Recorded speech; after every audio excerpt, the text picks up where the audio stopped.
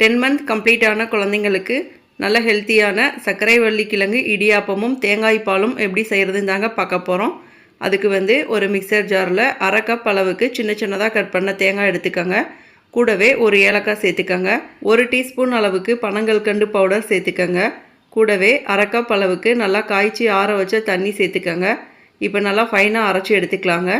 இதை பார்த்தீங்கன்னா அப்படியே ஒரு ஃபில்டரில் போட்டு நல்லா வடிகட்டி எடுத்துக்கலாங்க. அவ்வளோதாங்க, தேங்காய் பால் ரெடி ஆயிடுச்சு. இப்போ சர்க்கரைவள்ளி கிழங்கு இடியாப்பம் எப்படி செய்கிறதுன்னு பார்த்துடலாங்க. அதுக்கு 1 கப் அளவுக்கு இடியாப்பம் மாவு எடுத்துக்கோங்க. மீடியம் சைஸில் சர்க்கரைவள்ளி கிழங்கு எடுத்து நல்லா வேக வச்சு மசிச்சு இது கூட சேர்த்துக்கோங்க. கூடவே ஒரு பிஞ்ச் அளவுக்கு உப்பு, கொஞ்சமாக நெய் சேர்த்து நல்லா மிக்ஸ் பண்ணி விட்டுக்கோங்க. அடுத்ததாக கொஞ்சம் கொஞ்சமாக சுடுதண்ணி ஊற்றி இடியாப்பம் மாவு பதத்துக்கு நல்லா சாஃப்டாக பிசைஞ்சு எடுத்துக்கலாங்க. அடுத்ததாக லைட்டாக எண்ணெய் தேய்ச்ச தட்டு ஒன்று எடுத்துக்கோங்க. அதில் இடியாப்பம் சேப்புக்கு புழிஞ்சு விட்டுக்கலாங்க. இட்லி பாத்திரத்தில் கூட புழிஞ்சு விட்டு வேக வச்சுக்கலாங்க.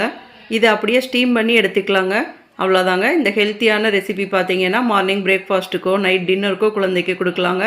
இதே மாதிரி நிறைய ஹெல்த்தியான பேபி ஃபுட் ரெசிபீஸ்க்கு நம்ம சேனலை சப்ஸ்கிரைப் பண்ணிக்கோங்க. தேங்க்யூ.